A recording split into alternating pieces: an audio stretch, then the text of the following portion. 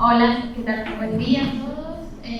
Bueno, el tiempo es cortito, así que voy a ir haciendo varias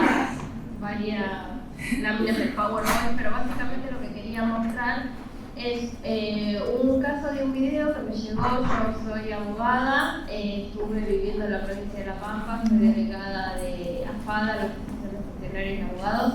Estoy viviendo en la provincia de La Pampa y en La Pampa lo que hay mucho es la caza de puma de jabalí, lo de jabalíes, sí, y de pumas, además de las jineteadas, el tema de las domas, las pialadas, etc. Bastantes actos de maltrato crueldad. Me llegó un video de forma anónima para ver de presentar una denuncia por un caso de la caza de jabalí, por supuesto que no está prohibida, lamentablemente, pero en particular en el caso lo que había era un niño que se encontraba bajo la supervisión de un adulto responsable, de un adulto que tentativamente podría ser el padre, realizando actividades de cacería, ¿sí? Lo cual no solamente implica un delito que conforma parte del articulado de la 14346, ya sea por el maltrato que recibe el jabalí y porque justamente está realizando actos de cacería con jauría, es decir, con animales no humanos, en este caso canes, sino también implicaría todo una violación sistemática del articulado legal en la protección de los derechos de los niños, ¿sí? Consagrados en la Convención de los Derechos de los Niños, la ley 26061, en las observaciones generales y, bueno, ahora voy a nombrar específicamente el caso, y una ley provincial de La Pampa. Esto lo paso más que nada de largo, pero era porque quería que se viera o que se viera reflejado cómo ha ido creciendo en forma exponencial lo que son las denuncias de maltrato animal. Es una nota que se salió en UFEMA, digamos que sacó UFEMA en sí, sobre las denuncias que hay en caso de maltrato animal, cómo ha ido creciendo. El video, por una cuestión de que tenía tapada la cara de solamente un niño y por una cuestión de preservar la intimidad, no lo voy a reproducir. Lo tengo, pero preferí directamente tomar fotos del video para que vieran. En este caso, en el Power lo que hay son dos nenes chiquitos, tenía solamente tapada la cara de uno, logré que me taparan pero la cara de uno. Lo que se puede ver es un perro, no sé si se llega a entender mucho la foto. El nene está con un cuchillo en la mano y en el video está clavándole una y otra vez el cuchillo al jabalí, que está vivo todavía mientras está siendo despedazado en la parte de atrás por perros y en la parte de adelante por un perro que se ve ahí adelante. O sea, no solamente es la violencia en la que se está criando ese chico, sino también el peligro que corre su vida por estar montado arriba de un jabalí que se encuentra vivo, desangrándose, y a su vez rodeado de perros que están mordiendo y despedazando al jabalí, ¿sí? Ahí están los perros que están atrás del jabalí, el nene que sigue montado arriba. Y a lo que voy, digamos, yo presenté la denuncia penal. Obviamente la justicia de La Pampa aún no se expidió respecto del caso. Tengo colegas y por lo que les he preguntado para que puedan ver la causa, yo actualmente no estoy más en la provincia de La Pampa, estoy en la provincia de Entre Ríos. No se ha movido. Me he contactado con el defensor en materia de niñez, el doctor Juan Pablo Meaca, y me he contactado con la Secretaría de Niñez de la provincia de La Pampa y aún no han resuelto nada respecto de este tema. Pero yo lo que logro ver es que se viola un articulado de normativa legal dentro de lo que es la Constitución Nacional, en el artículo 75, inciso 22, que incorpora la Convención de los Derechos del Niño. Los artículos que violan son el 6, el 18, el 19, el 27, el 29, la ley 26061 de protección integral de los derechos de los niños, niñas y adolescentes, el artículo 8, 9 y 21. Si llego después con tiempo les explico más o menos cuáles son cada uno de estos artículos. La 22421, que es la ley de fauna, y en su artículo 16 deriva a la potestad al Poder Ejecutivo Nacional y a las provincias a poder reglamentar los límites en caso de la fauna. Los límites para la caza deriva entonces a la ley provincial pampeana, que es la 1194, y en su artículo 7, inciso 9, limita y prohíbe la actividad de cacería cuando haya niños menores de edad, ¿sí? Y bueno, en la 14346, por los actos de crueldad a los animales, en su artículo 2, en su artículo 1, también en su artículo 5, porque muchas veces los animales, en su artículo 5, el inciso 5 del artículo 2, porque los animales cuando van de cacería muchas veces también son dopados y se les aplica así como cuando salen a las jineteadas excitados, justamente para que puedan salir más bravos, también son muchas veces, se les aplican sustancias tóxicas. Y en el artículo 3, inciso 7, tanto para los perros como especialmente para el jabalí, ¿sí? Y luego la observación general, que es de carácter vinculante con el Estado Nacional, describe todo lo que es la protección de niñez y cómo los niños no tienen que crecer dentro de ámbitos de violencia. Bueno, no tengo mucho tiempo, pero quiero más o menos contarles todo. Yo lo que voy con el análisis que logro hacer del caso es la importancia de educar a los niños, niñas y adolescentes dentro de sus primeros años de vida, en su primer núcleo familiar, que es la familia, con valores en el respeto hacia la preservación de la vida de los animales no humanos. Una criatura que se educa desde su infancia teniendo la falta de empatía y yendo a cazar con el padre, haciendo una actividad de cacería, de pesca o lo que sea, está más que comprobado socialmente que son potencialmente psicópatas y que no solamente el día de hoy lo están haciendo con animales, sino que el día de mañana pueden actuar y ser incluso un peligro para la sociedad, ¿sí? Entonces es importante desde chiquitos que comiencen a incorporar estos valores de protección en defensa de los animales. Entonces a lo que voy con esto es que la falta de educación y el copiar gestos de los padres, o sea, mi papá es cazador, voy y lo acompaño, yo también quiero ser un cazador, hace que ese chico el día de mañana sea un peligro también para la sociedad, ¿sí? No solamente por preservar al animal no humano en este caso, que es el can, el perro o el jabalí, sino también por preservar la salud y la integridad psicofísica también del menor, ¿sí? Entonces, a lo que voy y la pregunta que me he hecho es, ¿la violencia que está dirigida hacia los animales es siempre un síntoma de violencia intrafamiliar? Y muchas veces creo que no, porque he conocido familias, por ejemplo, niños que van de pesca con sus papás y el de pesca, digamos, retirar un animal de un río, que el animal se encuentra agonizando, es justamente hacer que pierdan la empatía con los animales no humanos, que pierdan el respeto, el sentimiento de piedad, de misericordia. Actividades de cacería, como ven, donde está acá el padre y el hijo muy felices, o mismo lo que sucedió, la nota que salió publicada hace un par de días atrás, en una actividad de corrida de toros. Ay, no me queda nada. En una actividad de corrida de toros donde los chicos van acompañados también de sus padres y el país está permitiendo esto. Bueno, las jineteadas, que es muy común ir con niños a las jineteadas y a las domas y que los niños realicen esta actividad. Acá, por ejemplo, la cacería de jabalí con chicos chiquitos, donde los chicos son montados al jabalí muerto, o que participen también dentro de las actividades. Lo que veo básicamente con esto, no tengo mucho tiempo por eso, es que puedan vislumbrar, digamos, que se pueda apreciar la importancia que tiene la educación. Hay mucho articulado en materia de niñez para poder fundamentar y repudiar determinados actos que se realicen que son violentos para los niños y que lo que hacen es justamente crear y hacer humanos potencialmente peligrosos, sobre todo porque no se respeta el derecho ni de ellos ni de los animales no humanos, ¿sí? Bueno, este es el análisis, pero no voy a llegar con todo el tiempo, más o menos los artículos se los vuelvo a decir, el artículo 8 de la Convención de los Derechos del Niño, el artículo 18.1, la obligación de los padres de instruirlos a los niños, el 19, el 27 inciso 1, el 29 inciso 1, en la ley 26061, quiero pasar más que nada lo de la 14346. La 26061, que habla de la protección integral de los derechos de los niños, niñas y adolescentes, en su artículo 21, con la definición que después brinda la Real Academia Española en cuanto a lo que es violencia. El artículo 8, ¿sí?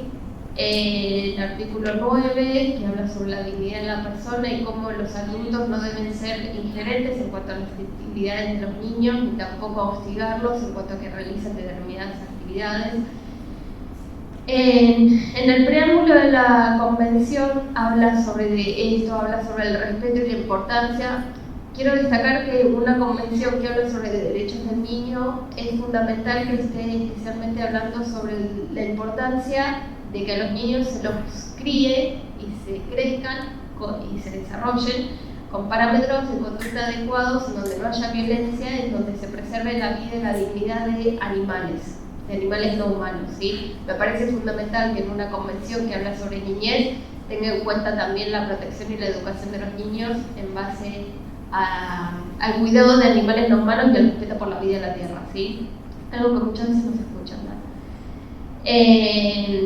También hay una frase muy buena que me parece muy importante de la doctora Nuria Querol Viñas, que ella trata muchas veces estos temas de derecho de la niñez, pero más que nada de niñeces, de la niñez que tiene conflictos con los derechos de los animales porque atacan a los animales. Que dice: protegemos a los animales y protegiendo a los animales protegemos a las personas, pero también es fundamental proteger a los niños, especialmente para que puedan criarse en el marco de un ámbito saludable y en un entorno donde donde se encuentre el amor y el respeto hacia otras especies, a fin de que no se dañe su salud mental, psicofísica o emocional, ¿sí? Respecto de los actos de crueldad aplicados acá, sí me voy a detener un poco en lo que es la 14346, especialmente sobre el jabalí. El jabalí, digamos, en todo el periodo de caza, tanto si se rifle como si es con cacería, sufre muchísimo porque sufre estrés. En el mejor de los casos muere de un paro cardíaco porque el jabalí lo único que hace es tender a correr hasta que sus reservas físicas no dan más y terminan a veces atacados por los perros.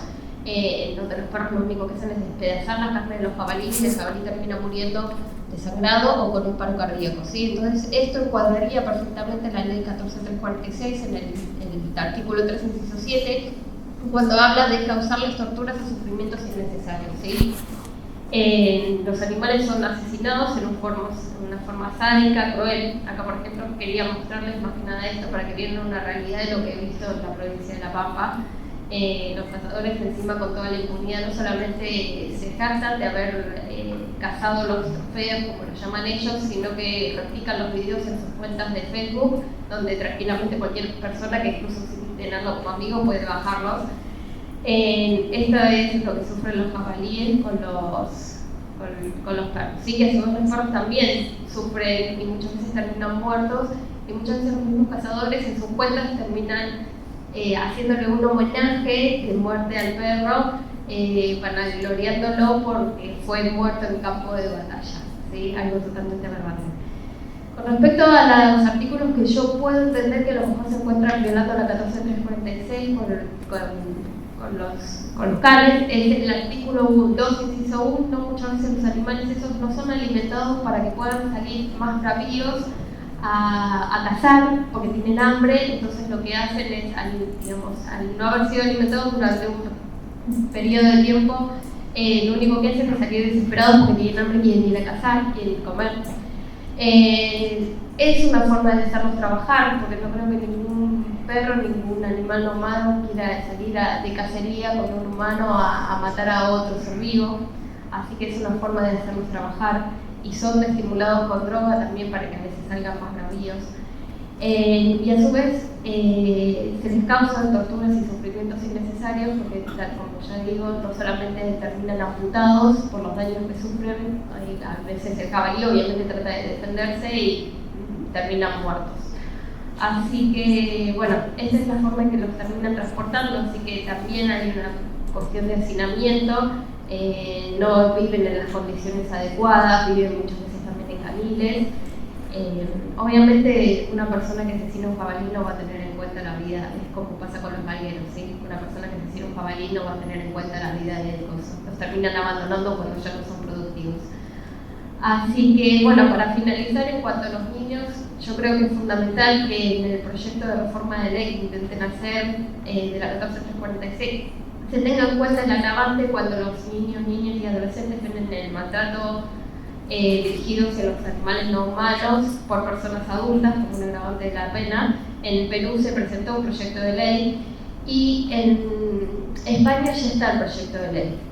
Pero la pregunta es a la que voy. Si tiene un proyecto de ley, que ya lo implementaron, es el artículo, digamos, 337, el cual establece que los hechos que hubieran ejecutado en presencia de menores de edad configuran un agravante de la ley. ¿Qué hacemos con lo que pasó hace un par de días atrás respecto de la Plaza de Toros, donde fueron niños que directamente ejecutaron a los becerros?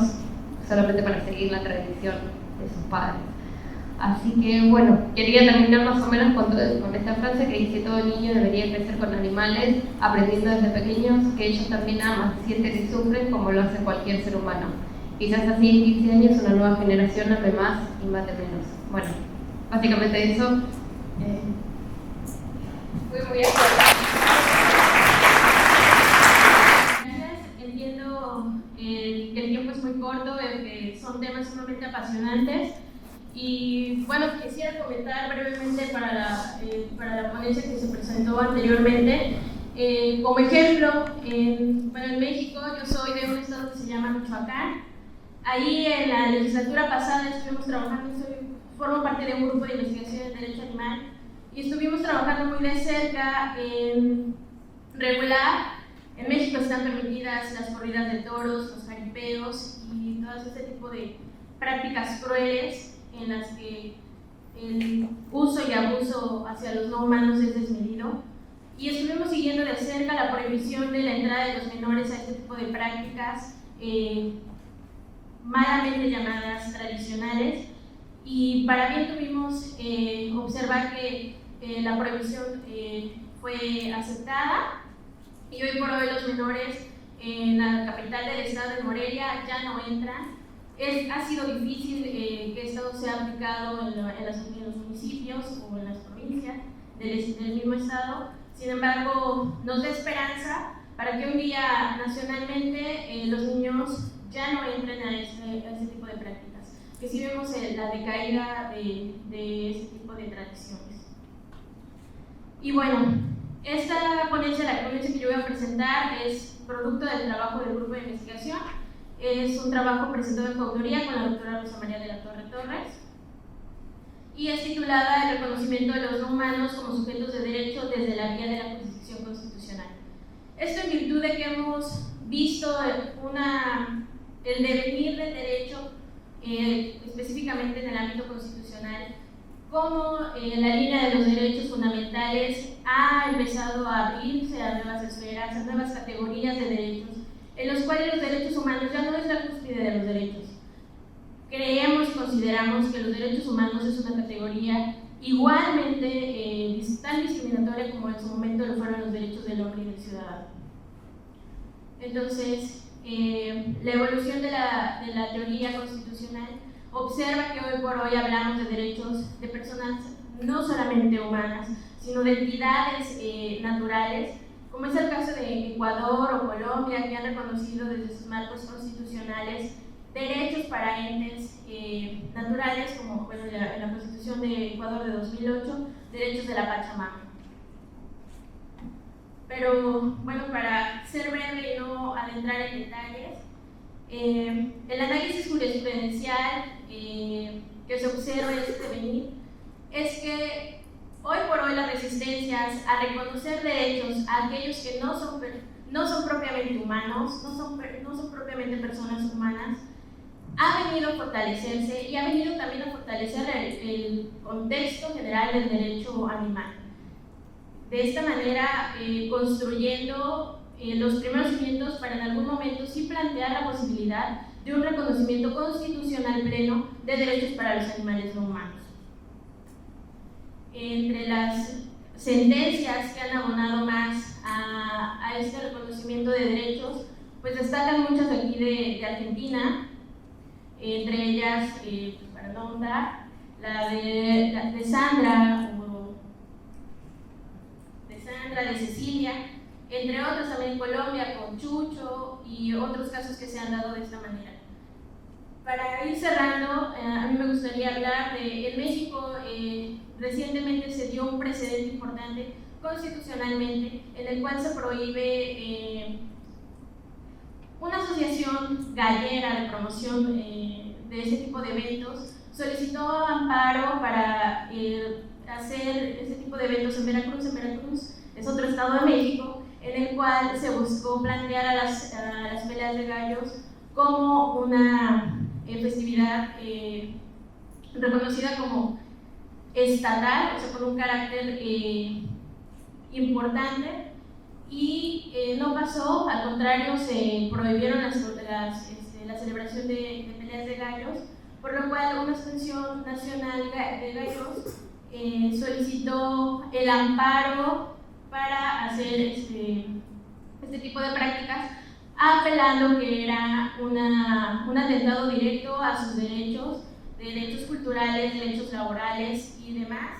Sin embargo, la Suprema Corte de México negó este amparo y negó que toda prohibición o toda acción que incite, obligue, coaccione, dañe, lesione, mutile o provoque la muerte de aves, así como de otros animales, por tener los humanos una obligación directa con los no humanos, en específico de no dañar y respetar los intereses de los animales no humanos. Gracias.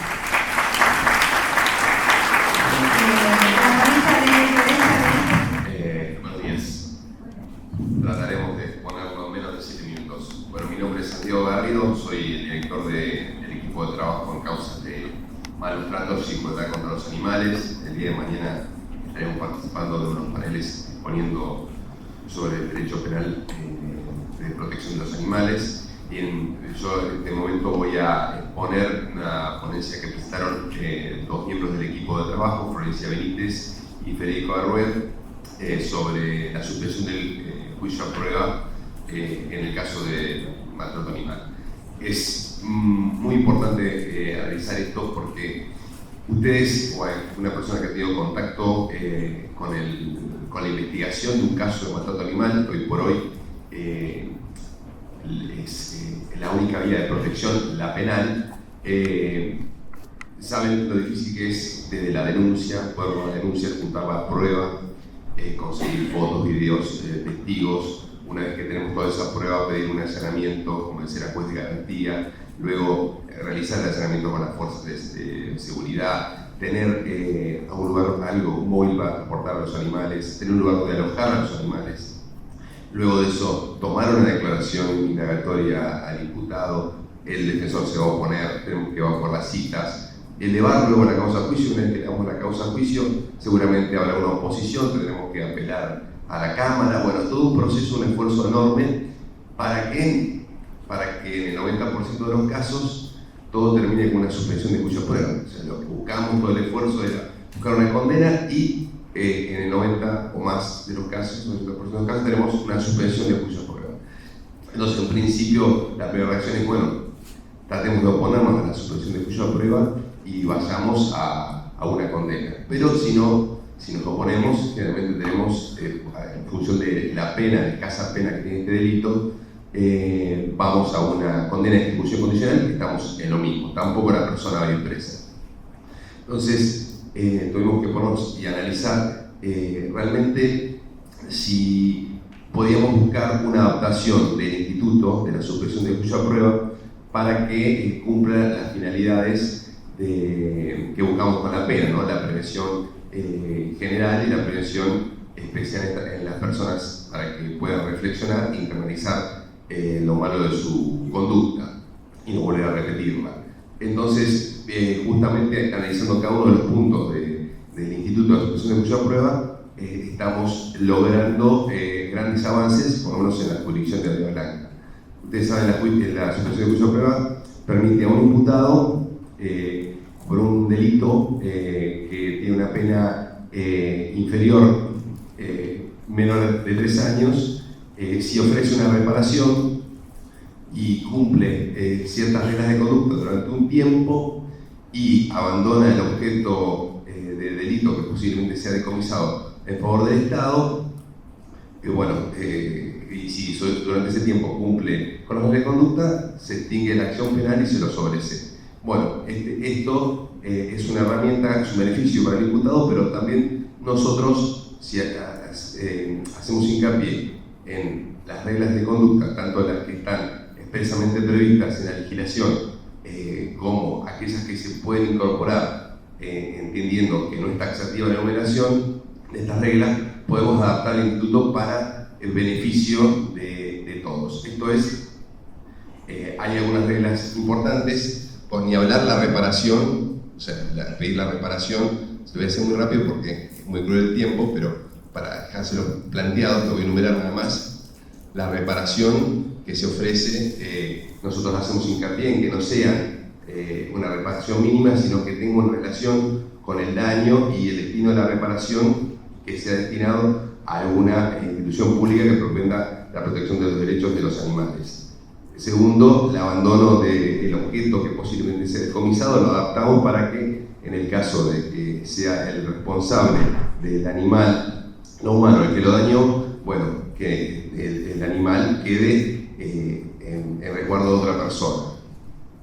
El tema de las reglas de conducta, tomamos las que están expresamente previstas, que son la abstención de concurrir a determinados lugares o relacionarse con determinadas personas. Nosotros la adaptamos también, que no se pueda acercar al animal víctima, el someterse a un tratamiento psicológico también es muy importante, porque nosotros creemos que la persona que tiene el animal posiblemente tenga que tratarse psicológicamente, entonces también lo ponemos generalmente como una regla a aceptar por el imputado, y los trabajos remunerados en favor del Estado dirigidos a alguna ONG. Las reglas no escritas o que nosotros estamos incorporando y con éxito tienen que ver con ser condenado a realizar algunos cursos sobre derecho animal para que pueda internalizar, conocer esos derechos que tienen los animales y cambiar su actitud hacia ellos.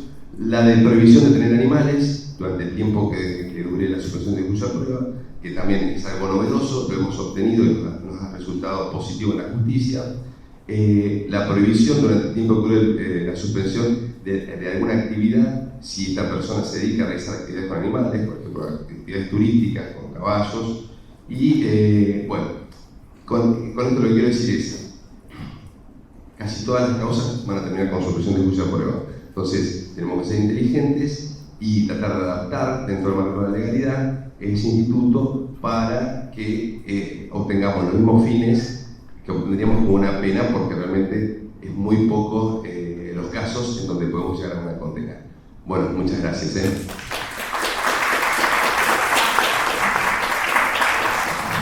días a todos, a todas. Bueno, también tratando de acoplarme a los 7 minutos.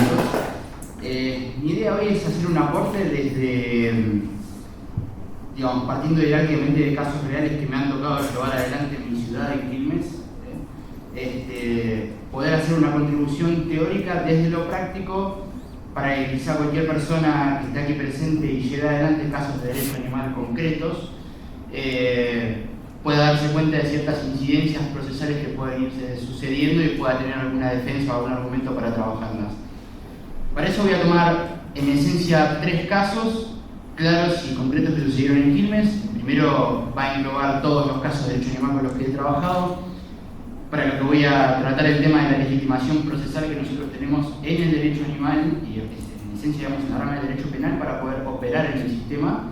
Luego voy a tomar el caso de los 27, que es un caso que yo les voy a detallar sintéticamente después, para hablar de cuál es para mí la interpretación apropiada de la garantía del juez natural. Y luego voy a hacer una breve referencia al recurso de amparo que hemos presentado en Quilmes para abolir absolutamente la tracción a sangre en el distrito. Respecto de la dinámica aérea del caso, nosotros sabemos que en esencia hay 2 maneras, por lo menos en la provincia de Buenos Aires, de operar en el sistema penal de defensa de los animales. La primera de ellas, uno no puede desconsiderar los derechos que tienen las víctimas.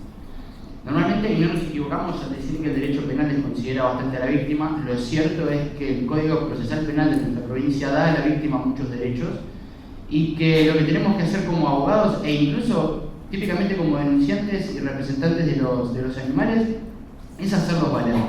Y en esencia, dado el escaso tiempo, yo solo voy a nombrarles 1 o 2 de los derechos que tienen las víctimas y que realmente son bastante importantes respecto del derecho penal y procesal penal de nuestra provincia. Uno de ellos es, por ejemplo, la protección de su seguridad.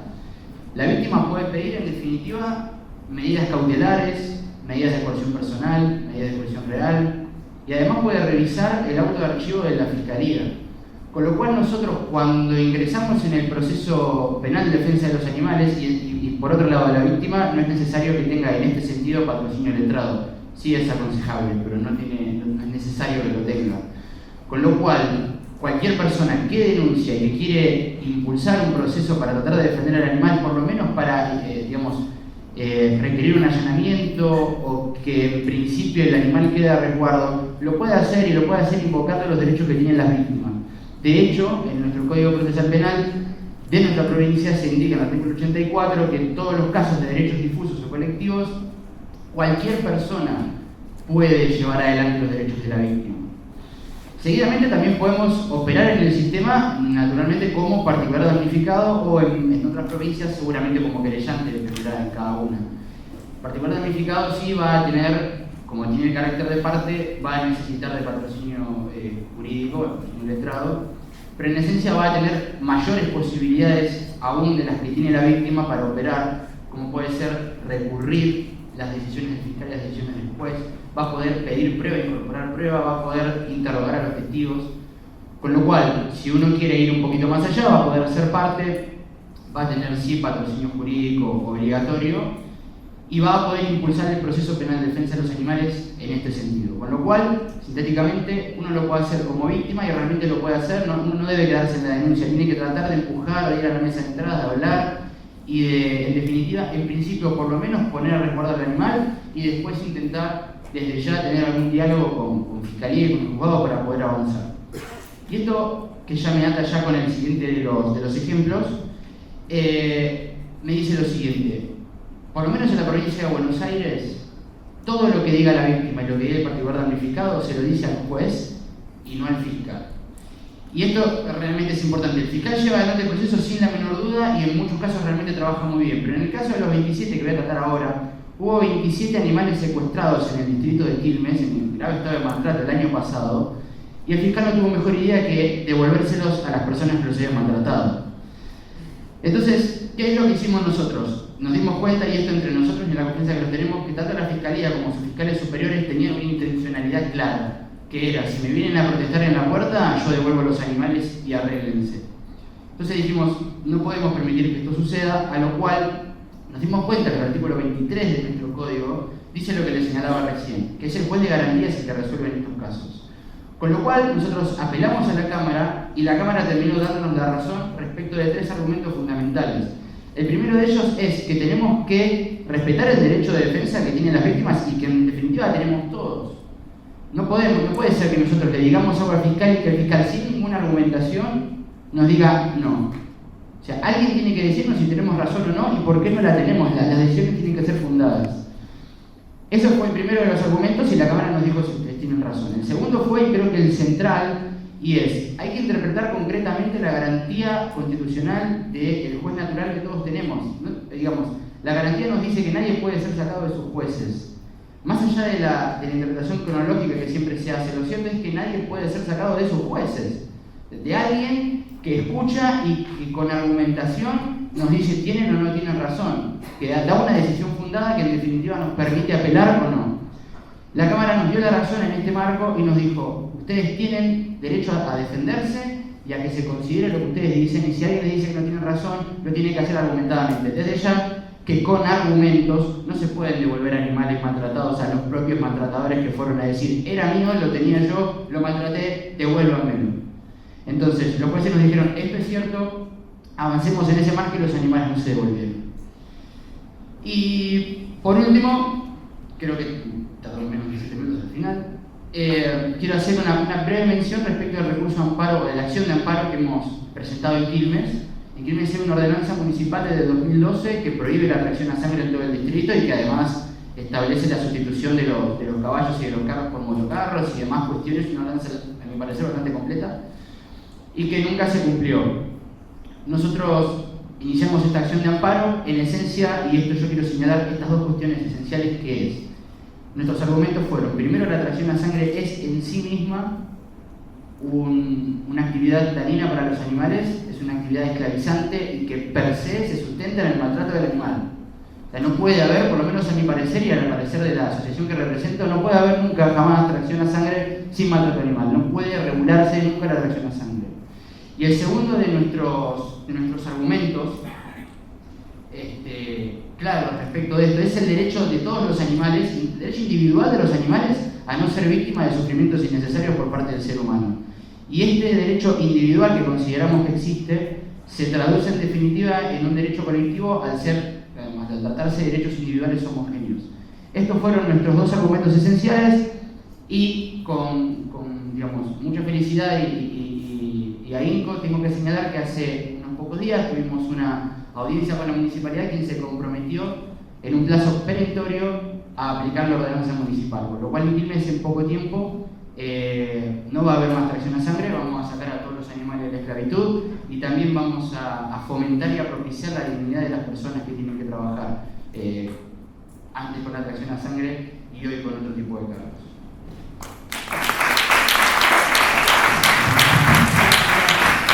Buenos días. Mi nombre es Mauricio Trigo, vengo de Dolores, en representación, digamos, del Instituto de Derecho Animal del Colegio de Dolores. La idea con este trabajo, con esta ponencia, fue cambiar la óptica de lo del año pasado, que teníamos una cuestión que tenía que ver con lo penal y lo procesal penal, y surgió de un posgrado en el derecho de familia. La idea es tratar de ver de qué manera podemos incluir a los animales no humanos dentro de las normas protectorias de la violencia familiar. Básicamente viendo las leyes de nación y de la provincia de Buenos Aires.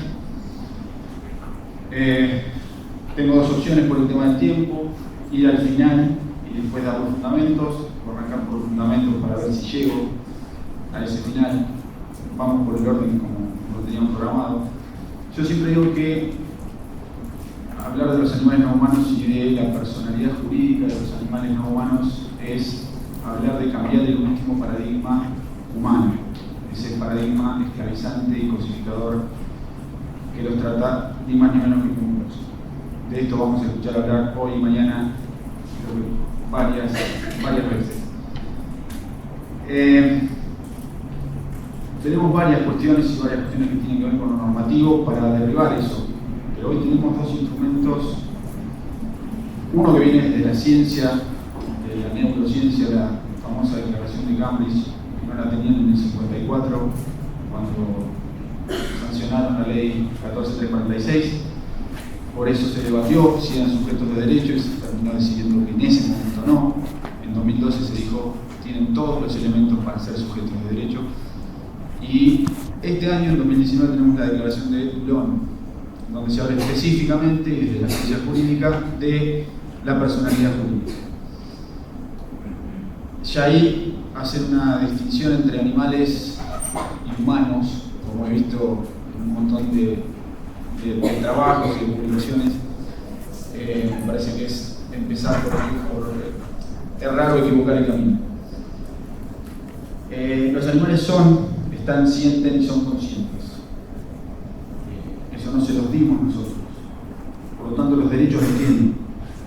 Lo que tenemos que hacer y ponernos de acuerdo es si se los reconocemos o no se los reconocemos. La Constitución Nacional, o sea, para arrancar desde un rango jerárquico superior, ya desde el preámbulo nos habla de varios objetivos que deberíamos tener como sociedad: constituir la Unión Nacional, afianzar la justicia, consolidar la paz interior, proveer la defensa común, promover el bienestar general. Yo lo que me preguntaba es cómo sentar esas bases o cómo sentar bases sólidas para lograr esos objetivos sin la promoción real de una convivencia que no excluya en base a la especie. Cómo generar condiciones si sostenemos la cosificación y la clasificación de unos en beneficio de otros. El artículo 33 de la propia Constitución Nacional, que nos habla de los derechos no expresados en las declaraciones de derechos y garantías. Volvemos a la norma civil, no los declara persona. Sin embargo, si declaramos persona, y más persona humana, a la unión de un óvulo y un espermatozoide. No estoy metiéndome con el tema del aborto, estoy diciendo si podemos concebir al óvulo fecundado como una persona humana, ¿por qué no a los animales que ya incluso nacieron? A una persona de existencia ideal, que encima tiene todos los derechos e incluso los puede ejercer por sí mismas sin pedirle permiso a nadie, más que la autorización del Estado para funcionar, que sería como el nacimiento. De ahí me voy directamente a lo que yo llamo la cosa con carácter de víctima y esa permanente interacción que hay entre la ley civil y la ley penal, que en el año 54 Benítez y los diputados y senadores que aprobaron la 14346, hoy vigente, plenamente vigente, le hayan dado el carácter de víctima y hayan puesto esa palabra, sumado a toda la jurisprudencia posterior, a la declaración de Camis del 2012, nos aleja un montón de lo que ellos sostuvieron en el 54, que no eran sujetos de derecho, que lo que se protegía en todo caso, que el bien jurídico vinculado era un sentimiento de piedad de la sociedad, y hoy podemos hablar de que los derechos son de los animales no humanos, no de la sociedad y la piedad, que puede estar y que es válida, pero tienen derechos por sí mismos. Como lo dijo el doctor Kipler, el Código Civil perdió una enorme oportunidad. Yo tuve la oportunidad de escribirlo en un artículo que era referido al derecho ambiental, pero me pareció que era la oportunidad antes incluso de que entrara en vigencia el código. Se perdió una enorme oportunidad en el 2015 de cambiar ese paradigma desde lo normativo. Sin embargo, hoy, cuando vemos las normas del Código Civil y Comercial que hablan de personas, no definen como hacía Vélez a la persona. No hablan de la necesidad de tener rasgos característicos de humanidad. Sin embargo, eso fue lo que permitió quizás que Sandra fuera en el 2014-2015 la primera en lograr, por el parecido con nosotros, lograr ese reconocimiento.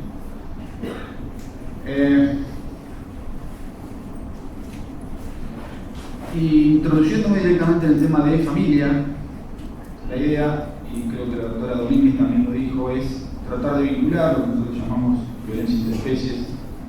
No hay duda hoy que la vinculación, yo ya no hablo de las violencias, hablo de una sola violencia. Para mí no hay varias.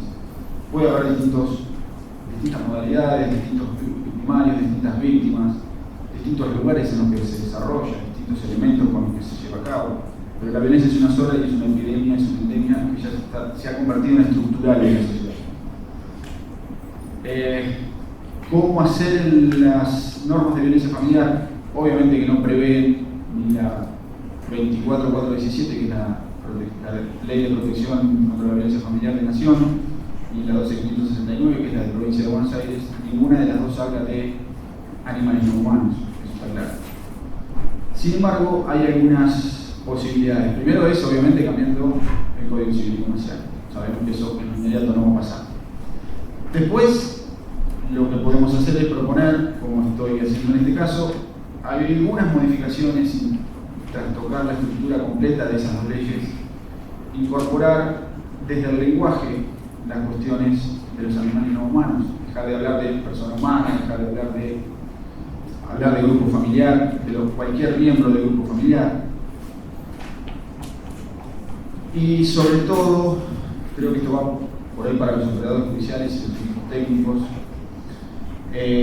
tratar de incluir las medidas, esto de no poder indemnizar la víctima de violencia familiar, sea menor o mayor, con el animal no humano con el que convivió quizás toda la vida y que fue víctima de la misma violencia, quizás en la casa, que uno puede entrar a un refugio o a una casa de acogida y el animal no.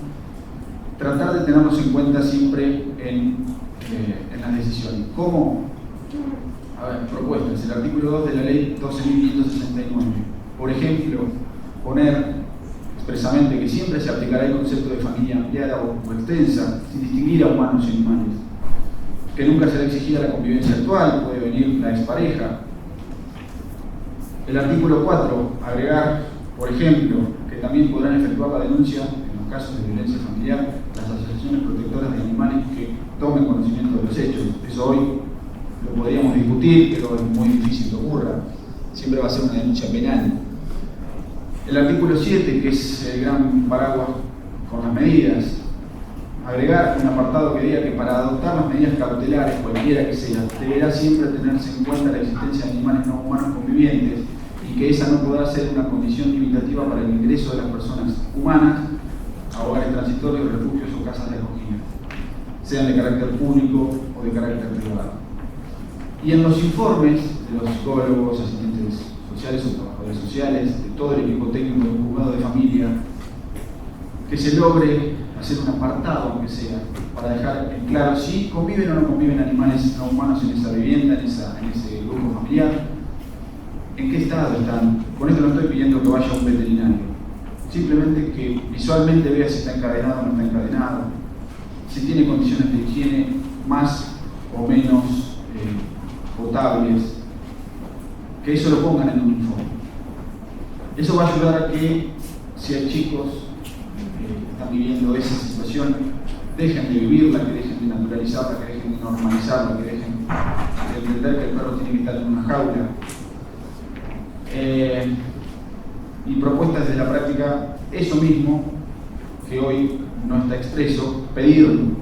Cuando nosotros hacemos una denuncia por violencia familiar y pedimos la protección de una víctima humana, pedir ese tipo de medidas, diligencias, y tener en cuenta un artículo que sí, y tiene que ver directamente con lo que decía Cecilia Domínguez recién. El artículo 647 del Código Civil y Comercial dice hoy, actualmente, se prohíbe el castigo corporal en cualquiera de sus formas, los malos tratos y cualquier hecho que lesione o menoscabe física o psíquicamente a los niños o adolescentes. Si la violencia contra un animal en la casa no es un acto de violencia psíquica contra un menor que toma el modelo, que aprende, que lo incorpora, que lo normaliza y que empieza a entender, quizás en un acompañamiento adecuado, que el animal tiene no solo derechos, sino que siente, que sufre, difícilmente vayamos a erradicar o a cumplir este artículo 647. Y para cerrar, obviamente que insisto siempre en la necesidad de realizar la denuncia, y quiero leer simplemente un párrafo. Que esto no se tome, esta propuesta, que no se tome como la utilización de los animales no humanos como herramientas. No son simples indicadores para estadísticas de violencia familiar, no son eso. La idea es que se los incluya. Cruzar ese criterio utilitarista, bienestarista, consolidar un camino que reconozca y que vele por los derechos de todos los sujetos en igualdad de condiciones, porque ver y escuchar a todos los integrantes del grupo familiar va a ser la única forma de garantizar un proceso justo y actuar los derechos vulnerados de todas las víctimas que estén involucradas. Gracias.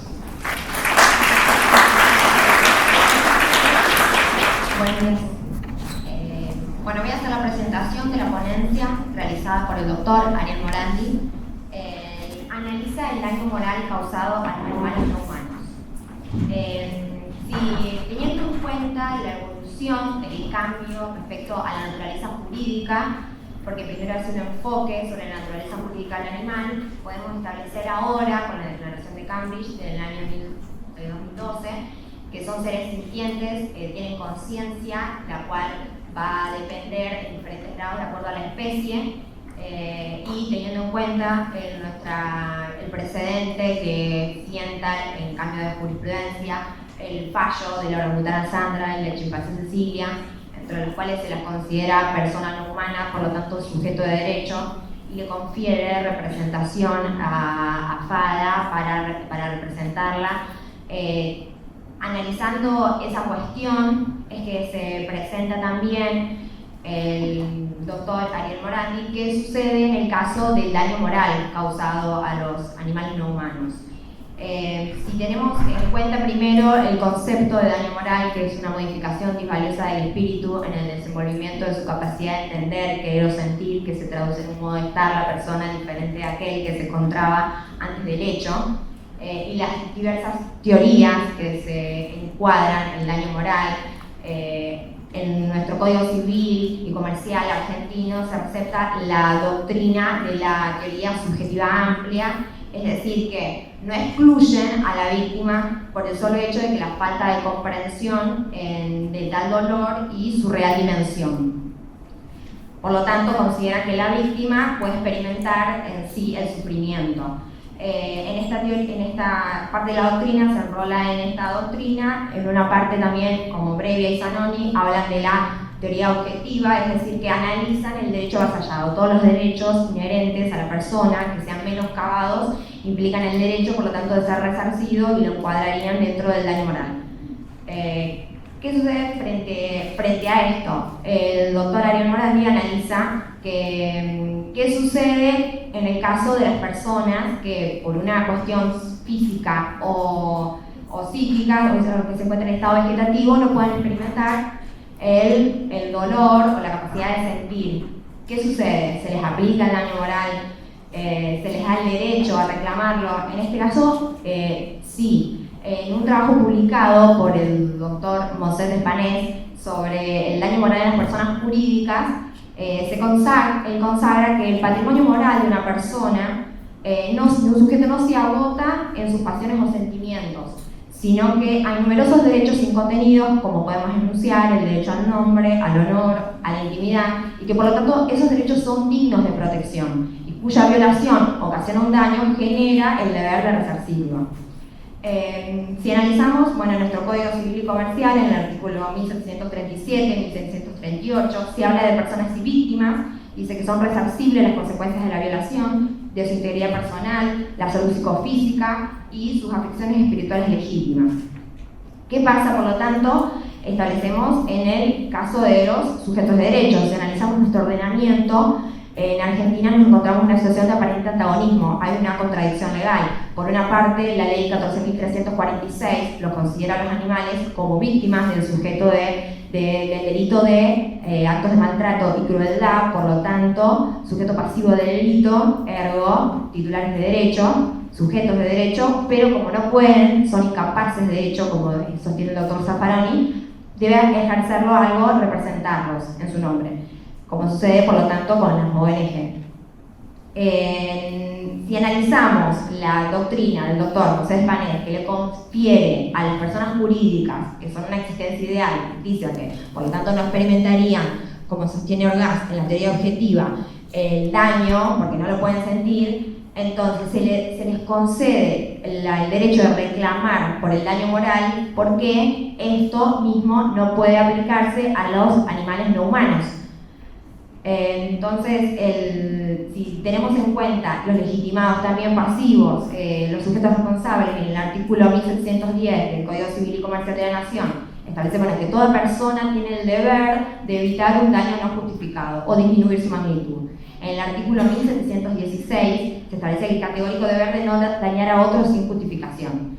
Respecto a la legitimación, ¿quiénes son legitimados? El damnificado directo en el daño extrapatrimonial, salvo muerte o discapacidad a título personal. Entonces son los herederos forzosos y quienes convivan con aquel recibiendo ostensible trato familiar. ¿Qué sucede en el caso de los animales? En el caso, cuando exista un guardador, un cuidador responsable, será él quien reclamará por el animal no humano bajo su cuidado. Cuando el animal, en este caso, no tenga un cuidador o guardador responsable, quienes ejercerán esa representación serán a cargo de una ONG, ya sea un animal doméstico o un animal salvaje o silvestre. El doctor Ariel Morandi incluye, para tener en cuenta, los fallos establecidos en la Cámara Federal de Casación Penal del año 2014, en los cuales es importante el fallo, que es un fallo histórico porque a favor de los animales, el cual establece que a partir de una interpretación jurídica y dinámica, no estática, es importante reconocer al animal el carácter de sujeto de derecho, pues los sujetos no humanos, los animales, son titulares de derecho, porque se impone su protección en el ámbito competencial correspondiente.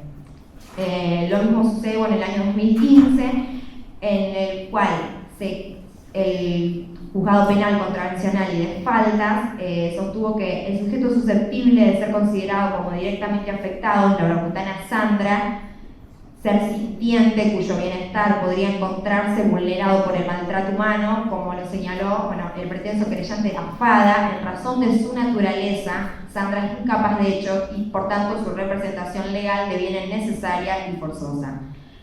Si tenemos en cuenta que lo que se trata de resguardar es la esfera espiritual de la víctima, que tal como sostiene también Mosset Espanés, que el patrimonio moral del sujeto no se agota en las pasiones y sentimientos, a los numerosos derechos, y tenemos en cuenta también que se aplica, según la teoría de Mosset Espanés, el daño moral para las personas de existencia ideal, entonces, y también le concedemos a los animales no humanos representación en los procesos penales, ¿por qué se impediría hacerlo en un juicio civil para reclamar en su nombre el resarcimiento del daño moral padecido? Concluyo con las palabras de Jan Sekeman, que establecen: el derecho no se concibe como una mera fijación autoritaria, sino como un orden normativo que debe justificarse a través de principios racionales. Muchas gracias. Buenos días, mi nombre es Jesús Aino Jorge Pablo, vengo de parte de la Universidad Nacional de La Matanza, soy parte de un grupo de investigación que se abocó al análisis de la situación jurídica de los animales. Partimos de la noción del derecho comparado, ya que compartimos raíz jurídica con la mayoría de países y hubo distintas respuestas como la que pasó de forma latinoamericana, incluso americana, si lo un poco más, considerando a los animales como personas normales. En cambio, la respuesta continental europea fue distinta. El ordenamiento jurídico de base romano-germano-francés o simplemente continental, preponderante en gran parte de los países territoriales europeos y en aquellos colonizados por ellos a lo largo de toda la historia, establecen en sus textos normativos una multiplicidad de presupuestos jurídicos. Dentro de estos, y de carácter basal, la noción dicotómica de persona o cosa. In limine se define a la primera como todo ente capaz de adquirir derechos y contraer obligaciones, como por ejemplo lo establece en su parte infine el artículo 11 del Código Civil Suizo, y a la segunda por oposición y complementariedad, como por ejemplo lo instituye el Código Civil Austríaco con su artículo 285, todo lo que se diferencia de la persona y sirve para el uso del hombre se considera cosa en sentido jurídico. O en el caso del Código Civil alemán, es artículo 90, cosa en sentido legal solo son los bienes corporales. Estas definiciones de cosa abarcan en un sentido general a los animales no humanos como objeto material que sirve a la persona, siendo el hombre directamente en su carácter de persona física o humana o como parte constitutiva de una persona jurídica quien se sirve y dispone de estos. En este marco de similitudes constitucionales y cohesión territorial e intereses comunes, nace la Unión Europea, la cual ha desarrollado un sistema jurídico y político de carácter internacional federal, comunitario, que se rige por mecanismos de cohesión. En una primera instancia, dentro de lo que fue el Tratado de Ámsterdam, decidieron entender a los animales no como cosas, sino como cosas con capacidad de sentir. En el entendimiento de esta capacidad de sentimiento fue que regularon el trato hacia las cosas, no llevándolas a la categoría de personas, sino que entendiendo que debía haber un grado alto de obligación y responsabilidad sobre las personas que ejercían sus derechos con las cosas. Lastimosamente, la Unión Europea no terminó profundizando en este tema por un fallo constitucional de la Corte Europea, que es el fallo Chip, que establece la coalición con otros derechos y preceptos constitucionales como ya son la libertad de trabajo y la libertad de culto. Sí hubo precedentes históricos como son la Constitución de Suiza y la Constitución de Alemania y el desarrollo civil que hizo Austria en el entendimiento de esta capacidad de entender que las cosas, que los animales no eran cosas, sino que eran cosas con la capacidad de sentir. Y en esa capacidad de sentir había que entender este marco de obligaciones. Y estas obligaciones llevaron, como bien dijo la colega anteriormente, el entender que, por ejemplo, en un proceso sucesorio, si el causante tenía animales, los animales se consideran cargo en la sucesión para los herederos. Si bien la respuesta continental europea es muy moderada y va bastante despacio con lo que pudiésemos pretender para entender el entendimiento por completo del sufrimiento de los animales, sí hay que prestar atención porque fue una respuesta a un contexto jurídico muy similar al que nosotros tenemos, que detuvo, por lo menos en un comienzo, el sufrimiento de los animales. Y no hay que dejar de entender que la constitucionalización de estos derechos, de este entendimiento de los animales, es fundamental. Muchas gracias. Bien, muchas gracias. Realmente es un placer para mí estar acá con ustedes compartiendo esta mesa. Muchas gracias, doctora, por este debate. Bueno, en el caso de la atención médico-veterinaria, que es un tema que trato hace bastantes años, puedo partir de la siguiente afirmación, que las normas de los códigos de ética de los profesionales médico-veterinarios son fuente de los deberes específicos exigibles en el desarrollo de su actividad e integrarían el contrato entre las partes. También parto del concepto del cumplimiento de los deberes éticos de parte del profesional es parte del derecho que los animales no humanos tienen de un trato digno en todas las instancias de su vida y en especial en lo referente a los temas de salud. Tenemos que considerar que dentro de las características de la práctica médica se contempla como un acto médico la eutanasia. Muchas veces parte de los tratamientos médicos tienen que ver con cuestiones quirúrgicas también. No es solamente cuestión de que el médico proponga, por ejemplo, como tratamiento determinadas pastillas o gotas. No, muchas veces hay otro tipo de intervenciones sobre el cuerpo del paciente animal. Paciente animal es como lo establece la jurisprudencia también, esa denominación. Entonces, vamos a ver que es parte de la obligación ética de los profesionales la suscripción del consentimiento informado. Es decir, que el propietario o guardián responsable del paciente animal tiene que suscribir un acta para que procedan estas intervenciones, incluso también en el acto de la vida final, como es el caso de la eutanasia. Volviendo también a lo que tiene que ver con la cuestión de la ética, podemos ver que actualmente el propietario ha dejado de lado también esta excesiva valoración del valor del galeno, en este sentido, de que cada vez más hay un creciente interés en preguntar, pero también en presentar denuncias cuando hay incumplimientos a la ética. Hay un caso muy importante, que es un caso del año 2012 de la Cámara de Apelaciones en lo Contencioso Administrativo de Córdoba, en lo que el profesional se abstuvo de practicarle un electrocardiograma que correspondía a un animal que finalmente durante la práctica médica murió, configurándose para su propietaria una conducta negligente o un grave error del profesional, que justamente fue así determinado posteriormente por el Tribunal de Ética. Y como consecuencia también se contempló que este hecho causó un daño moral y espiritual importante a la propietaria. El profesional interpuso recursos de reconsideración y apelación en subsidio, pero el Tribunal de Disciplina fue muy fuerte cuando señaló que en el caso específico habían cuestiones de orden ético en base a estas consideraciones, una marcada ausencia de diálogo y de información a los propietarios del can previo a la práctica quirúrgica y la omisión deliberada de la indicación efectuada por el colega derivante.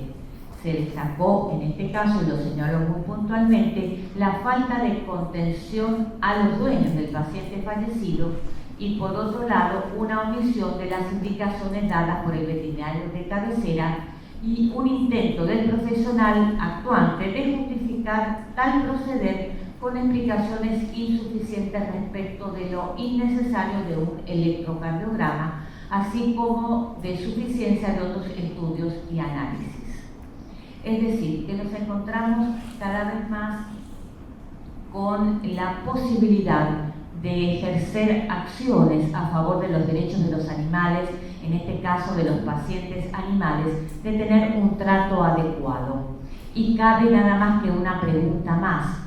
Si, por ejemplo, tenemos una práctica sobre el cuerpo del paciente animal que se efectúa bien, pero tenemos a la vez esta falta de información, ¿sería esto una buena praxis? Esa es la pregunta que dejo planteada para nosotros. Gracias.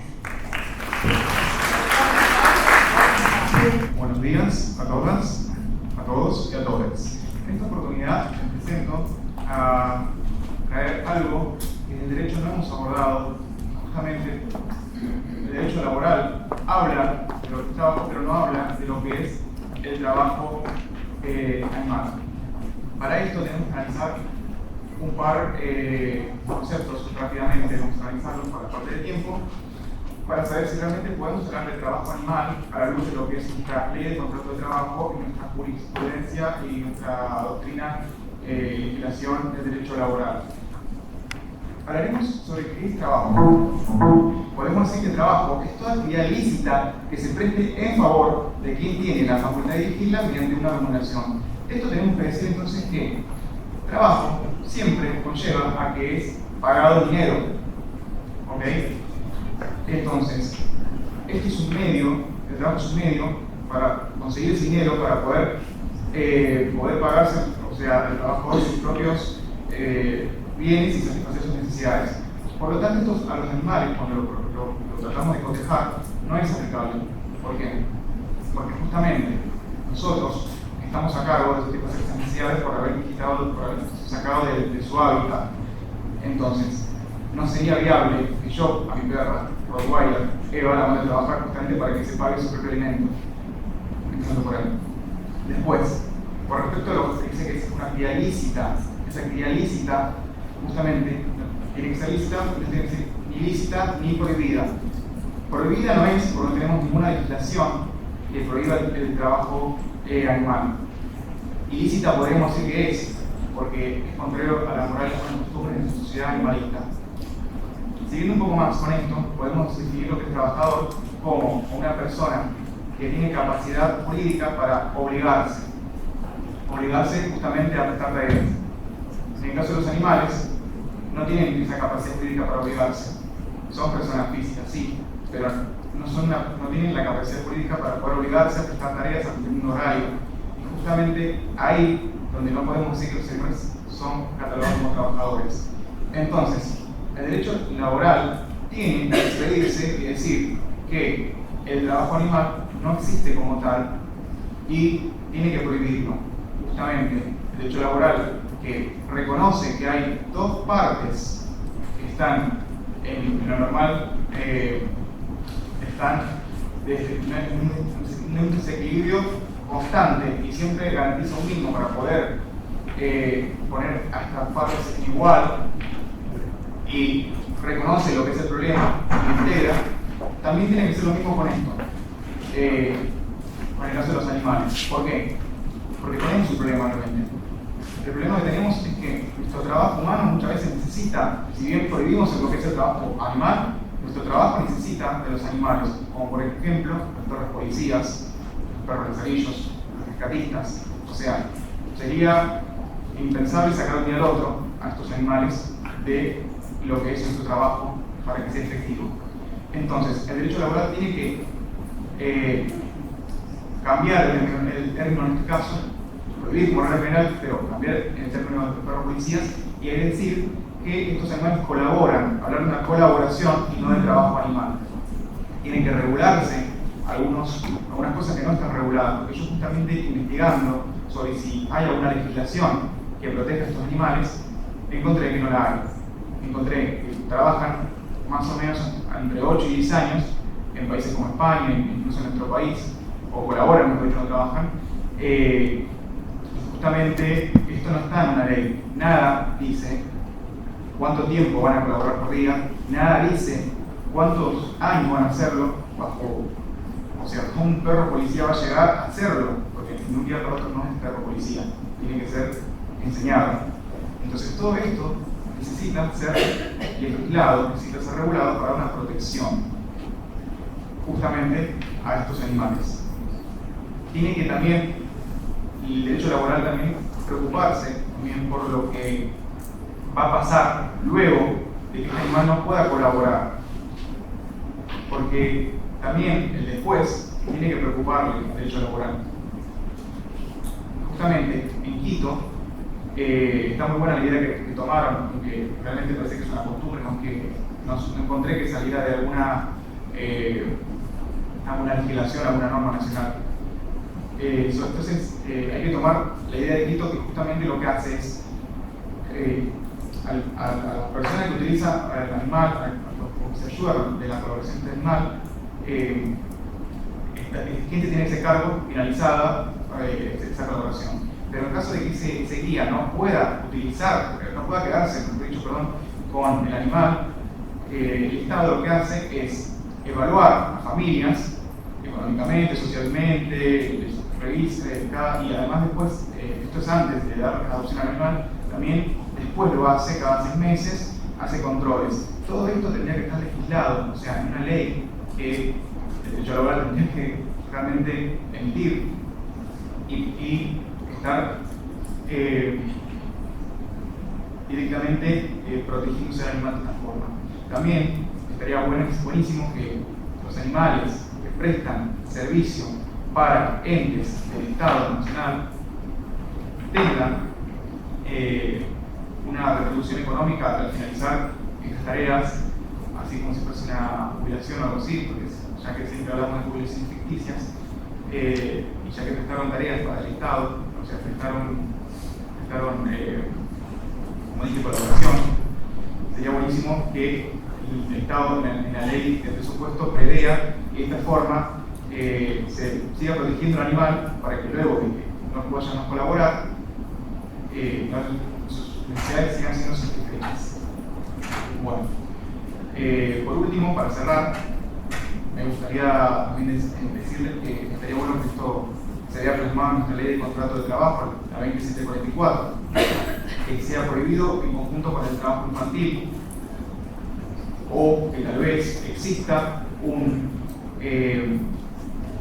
capítulo en el cual se denomine trabajo humano en colaboración con trabajo humano con colaboración humana, ¿no? En el cual se prohíba todo trabajo animal, pero a su vez demos una mínima regulación para estos animales, como dijimos, como los perros, que necesitamos para que nuestro trabajo sea efectivo. Bueno, finalizaría con esto. Entonces, el derecho laboral tiene que decirle al mundo que los animales no trabajan, colaboran. Muchísimas gracias a todos, agradezco a la materia.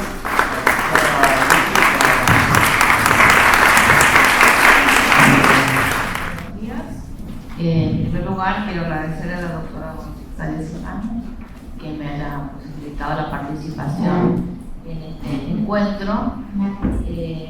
Yo voy a hablarles desde la psicología, algunos aportes que realiza la psicología, y en este caso en particular me voy a referir a las similitudes en la comunicación no verbal en animales humanos y no humanos. El objetivo de este trabajo es destacar que los animales no humanos tienen capacidades fisiológicas y mentales similares a la persona humana, específicamente en que ambos utilizan la comunicación no verbal para comunicarse y expresar emociones, según afirman expertos que han estudiado esta conducta. Para ello, partimos de la investigación bibliográfica que arroja importantes datos de esta relación, y les voy a leer una cita. Los etólogos también han hecho su aportación. Tras varias décadas de estudiar los animales en estado salvaje, han descubierto asombrosas similitudes entre el comportamiento no verbal del hombre y el de otros primates. Sorprendidos ante este fenómeno, algunos se están volcando ahora hacia la etología humana, estudiar cómo se cortejan los seres humanos, cómo crían a sus hijos, cómo dominan a otros o manifiestan su sumisión, cómo pelean entre sí o hacen las paces. Este comportamiento físico tan concreto puede compararse con la forma en que los monos y los primates mayores encaran el mismo tipo de relaciones. Y acá les voy a mostrar qué queremos decir cuando hablamos de comunicación no verbal. En la comunicación no verbal nosotros hablamos de los gestos, la mirada, la postura, la tensión muscular, la distancia interpersonal, los movimientos del cuerpo y también el entorno. El entorno forma parte de la comunicación no verbal.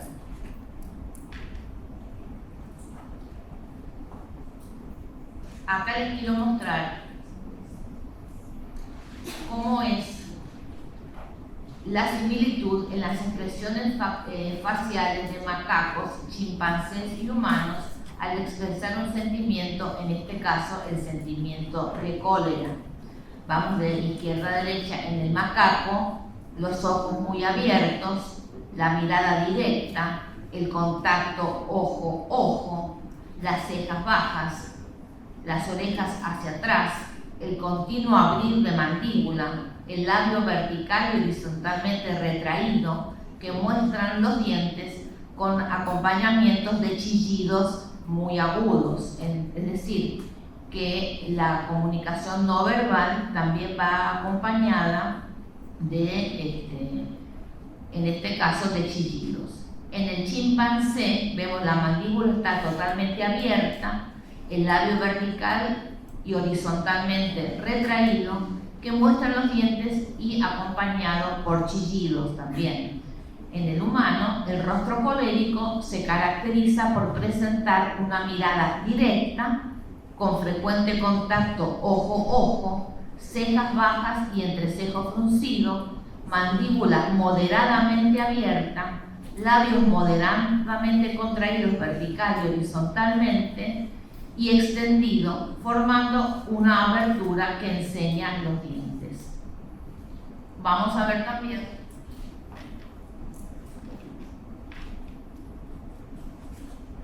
otra forma de expresión facial de cólera que se manifiesta en el macaco, chimpancé y humano respectivamente, en lo referente a la mandíbula, en que se presenta apretada, lo mismo que los labios. Si bien es cierto, aunque los músculos faciales de los humanos son menores que los de los primates, se encuentran semejanzas en las expresiones faciales de todos, de ambos, en el caso de los tres, que están a simple vista. También la actividad que evoca la expresión facial puede expresar semejanzas en los casos de juego, agresión y placer. Además, todos pueden acompañar las expresiones emocionales del rostro con señales complementarias de otras partes del cuerpo, por ejemplo, la tensión muscular, que también sería una conducta no verbal.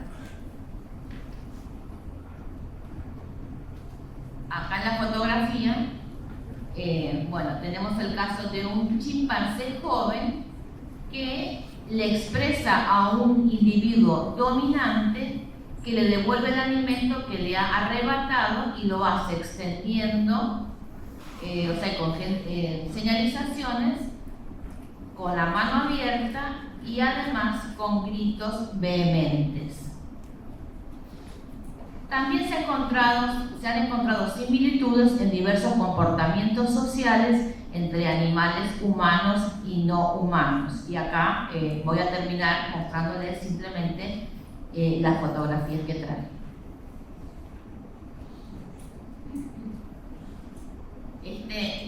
Acá es el caso de, después de una riña, los animales se agrupan, pero evitan el contacto visual.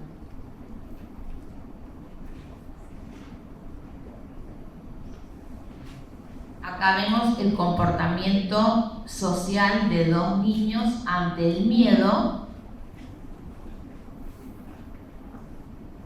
Y acá, por ejemplo, esta es una imagen muy interesante que acá muestra la limpieza social en monos micos de África del Sur y entre mujeres de Bali. Como ustedes pueden ver, hay una similitud en la comunicación no verbal, es decir, en los gestos y los movimientos del cuerpo, como están posicionados uno frente al otro y realizando la misma tarea. Podemos entonces concluir, basados en estas investigaciones, que la comunicación del animal humano no es solamente verbal, sino que forma parte del lenguaje, las expresiones faciales, los movimientos del cuerpo, la diversidad de estos, y que los animales no humanos también se comunican entre sí y expresan sentimientos a través de la comunicación no verbal. Todos estos estudios señalan que los animales son capaces de sentir y expresar emociones, y ello hace que sea necesario elevar su estatus moral y redefinir su categoría jurídica en el caso del derecho argentino. Muchas gracias. Muy buenos días a todos, gracias por venir. Desgraciadamente el tiempo es tirano, así que yo voy a dar una explicación sobre mi ponencia, la cual va a estar subida después para que la puedan leer a quien le interese. El tiempo no es solo tirano acá, sino también lo es para los animales. Todavía no hemos logrado conseguir que sean considerados personas de derecho, sujetos de derecho, personas.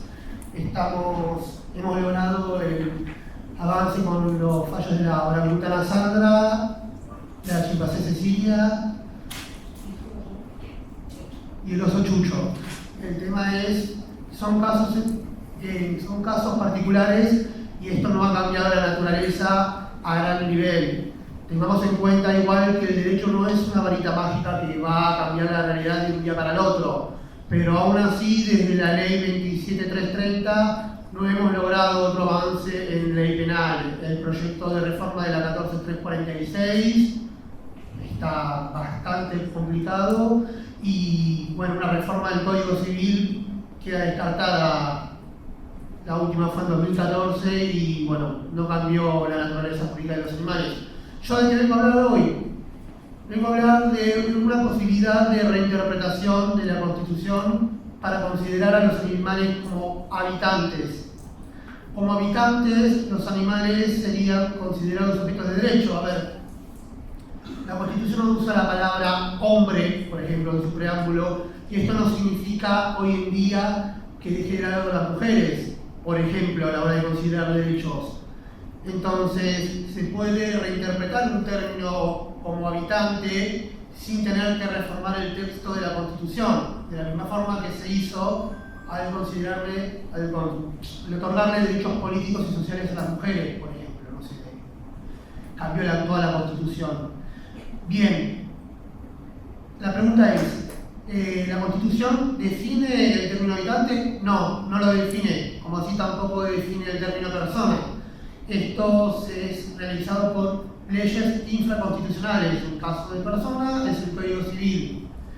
En el caso de habitante, no hay una definición de habitante, pero sí podemos considerar que el Decreto Ley 22421, luego transformado en ley por el fallo discriminatorio, que se pronuncia, dice en su artículo primero: declárese de interés público la fauna silvestre que temporal o permanentemente habita el territorio de la República, así como su protección. Entonces, si considera a la fauna, a los animales, digo porque la fauna son los animales silvestres, los domésticos y los cimarrones, como habitantes, si es una ley infraconstitucional, por más que no lo defina, los puede incluir. ¿Qué significa esto? Que, bueno, termino de hablar y va a salir Lorenzetti y el presidente a decir que los animales tienen derechos. No, significa que es una punto de partida para justificar por qué como habitantes de nuestro territorio los animales pueden llegar a tener un piso de derechos. A ver, claramente no estoy diciendo que por esto el animal se puede casar, puede firmar un contrato o abrir una sociedad anónima. Pero empecemos de a poco buscando los derechos a la salud, a la vida, a la libertad, que no se les puede causar ninguna lesión, sino es por una sentencia de un juez, básicamente el derecho que habla del artículo 18 de la Constitución. La verdad que es un trabajo en desarrollo y me parece que es acá donde hay que agarrar esta idea y empezar a usarla, justificarla, seguir estudiándola y empezar a presentar fallos con este tipo de ideas. Muchas gracias.